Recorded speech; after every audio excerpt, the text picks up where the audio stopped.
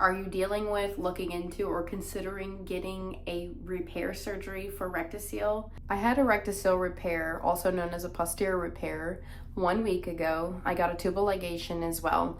And thus far, I would say I don't regret having the surgery. So from my experience, there's a level of fear. If you're searching this, there is a level of fear when you go online and you see related to a rectocele repair, posterior repair, a very high failure rate, over 60%. And I will say that is not the surgery that I had.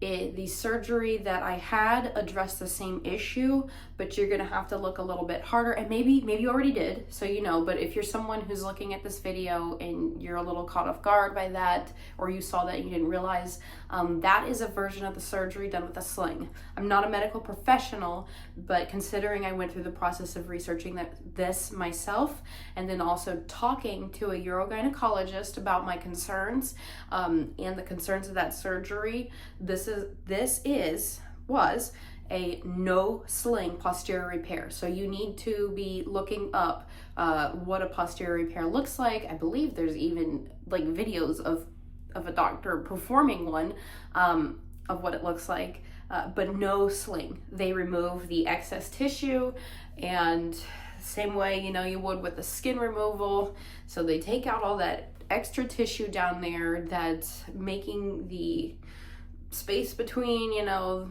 the goods and the poop, and they remove that, stitch it up, and that's going to help build up a stronger wall of scar tissue. And I can say from my experience 1 week out, I have been able to stop taking the stool softeners as well. This is now day 2 of not using the stool softeners and laxatives, and going to the restroom is fine. So hallelujah. And so I've been able to have bowel movements and passing gas, and it's great. It's like before I had kids. Yes, it hurts in terms of if things get stretched, like where the stitches are, because there's still stitches there. But it just works. It just works. So I can't really tell you a whole lot on the health of certain things yet, because I don't have the all clear for every activity. Yeah. And then as far as bowel movements go, yes, there's a level of stinging. It's more surface level. So I think the overall achiness, dull achiness and swelling is definitely reducing. It's more just on site, on incision site. But I could misplace the step stool, and my toilet's a little bit taller, still pass a bowel movement just fine. None of this like trying to get in the perfect position and everything, or having to use the digital assistants or whatever. It just works. It just works. And so even though obviously the raw incision sites and where the stitches are still irritated and healing, the process is back to normal. And I am so thankful for that. So if this is something that you're looking into, you know, I had done pelvic floor therapy before getting to this point. There are fiber supplements that I have been taking, and I'm still taking fiber supplements today to just make sure it's still easy on myself. And I'm aiming to try and get 120 fluid ounces of water, but I might bump that down to 100, considering I don't have a whole lot of activity that I'm doing. The other thing that I've been trying to do at this point is, when I am lying on my side, or I am resting and I am reclined, and especially if I had just had some like Motrin, then I'm feeling all right, and I'm feeling very cooped up, and I'm someone who works out a lot. I found the perfect exercises, I think, for safely starting to get back into being active consistently, and that's like, if you are looking up wheelchair exercises, bed-bound exercises, like chair-only exercises, obviously upper body. So like anything with a wheelchair where you're doing all kinds of like touching the floor, no, there's a lot of warm-ups. So I think that's actually going to be a lot easier than I thought, and it could help raise my heart rate some. That was a concern that I had. Well, I'll just be stretching. No, there's actual warm-ups and a level of cardio you can do with just arms. And I don't think it's affecting my lower core muscles in a way where it's going to put pressure on my pelvic area, because that's a concern. So overall, I am very hopeful. Again, I don't remember if I mentioned it in this video, but I am 26, I'm on the younger side. And one of the biggest concerns going into it that my doctor had for me in making this decision, not so much with the tubal, with the 3 kids and everything, but at least in regarding this is with it being such a sensitive area and the level that they're doing to it, if there were ever any nerve issues in healing, that being one of, I guess, the biggest side effects, at least that my doctor had seen, that I would have decades to live with them. So he told me, it's a bit more of an older woman kind of procedure. So personally, when I had looked up information online, it appeared to me that people who were on the younger side who ended up getting this did seem to have less negative comments about recovering. But overall, for the no sling, it seemed like the majority of people said by about month 4 or 6, they were getting all clear and it was great. But for several months, they felt like they regretted it. I don't feel that way. And so I am glad I got it.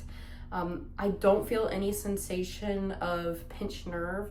And something that my doctor had expressed as his concern for me was if anything were to go wrong, that I now have decades to live with that, like a significant number. So if I was to be expecting to pass away at 85, I am living many decades with something that's going to be a lot harder to correct, as opposed to waiting and then taking the chance later. But I wanted to get it done sooner, partly because the information that I was able to find online about the specific no sling posterior repair is that it seemed people who claimed, because it was mostly in forums that I found this, not as many vlogs, but people who were claiming to be, more so on their younger 30s, maybe late 20s, seem to recover around the 2 to 4 month mark and much less feelings of regret during their recovery. And people who seem to be a little bit older, heading towards 40s and up, seem to express that they felt much more levels of regret until after they were fully recovered, being up to the 4 to 6 month mark. I was very willing to risk having up to 6 months, but it's hard because a lot of the people you find online are getting multiple things done at the same time. Sometimes they're getting a hysterectomy or ablations and things, or a cystocele as well. So that's also why I want to share this. It's just the rectocele repair, the posterior repair, with a tubal ligation. And the reason I didn't get a salpingectomy is simply because I had concerns. If they removed the tubes and there was an issue, because I feel like such a bad luck girl, if there was an issue with over scarring, it's not like you can just remove more tube. At that rate, you might be bumping into other organs that are very important to hormone health. And being someone who is very much into physical fitness and exercising and weightlifting, I know bone strength and everything is just, I didn't want to risk it. Me and my husband are a 2-family sterilized household at this rate, so it didn't seem as necessary to get a salpingectomy. But yeah, so the only other 2 things to mention in this video in regards to recovering from this would be, as of today, since about 2 days ago, but it's been getting worse and worse. The glue is off, and part of that's probably because I've been itching even through the clothes. My incision sites are incredibly itchy, and that also means the stitching area is incredibly itching, and I have to just take it, and I'll lay in bed and I'll start itching, and it's I gotta stop. It sucks. The itching is probably one of the worst things about it. And then the only other weird thing that happened recently, and I don't know why, because it's not like I've been doing leg exercises. I did 17 reps of calf raises. I felt good this morning and I did that. But I don't think that this caused this, because I did that this morning, and then around 6 p.m. is when I started to get cramping on the upper butt part, the shelf, the smaller gluteus muscles. And I've been cramping ever since. almost as if I had worked out that muscle, like, you know, if you do a high incline hike. So that's a little strange. I don't know why that is. There's another symptom, lastly, that I don't want to forget. So I've had my period and it's been light, but now the discharge that I can tell is related to the surgery. You know, I've had so many periods. I know it's my period and I know it's new, and it's like clumpy, kind of snotty, orangey. Oh, I got just the right color comparison for you. Like this color. And on the discharge papers and everything, that's fine. So it doesn't really smell crazy. I have noticed the smells coming out of my body postpartum, like whether it's sweating or just discharge. This is a horrible time for the nose, but this has not been so bad. But yeah, I'm getting pretty sick of sitting on this chair. I think I'm gonna go lie in bed. But if this is a surgery that you are looking into getting, I am going to be trying to consistently upload about my progress. I don't care that the views are low. I just know when I was doing my search for any and all information on this, I didn't care about the view count. I cared that what the person was talking about was actually what I was looking for, which is kind of hard to do. And it is such a sensitive subject. There's a lot that I won't be able to do until 6 weeks straight up.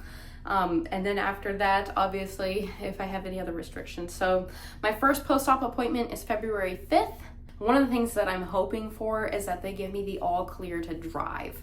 So I am getting really tired of not being able to drive, or even just to do a loop, you know. I have a Lotus and I just want to take it out.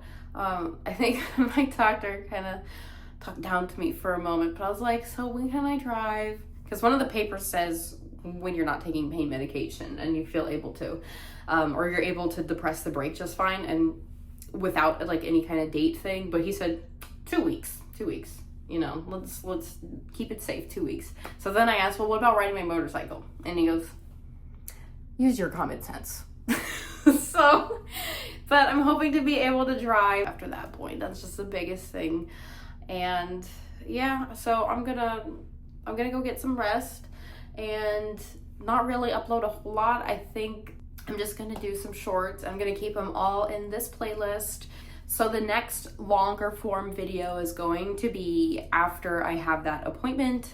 I hope you're doing well. I hope you are keeping sane, and I hope you have a wonderful rest of your week. Bye.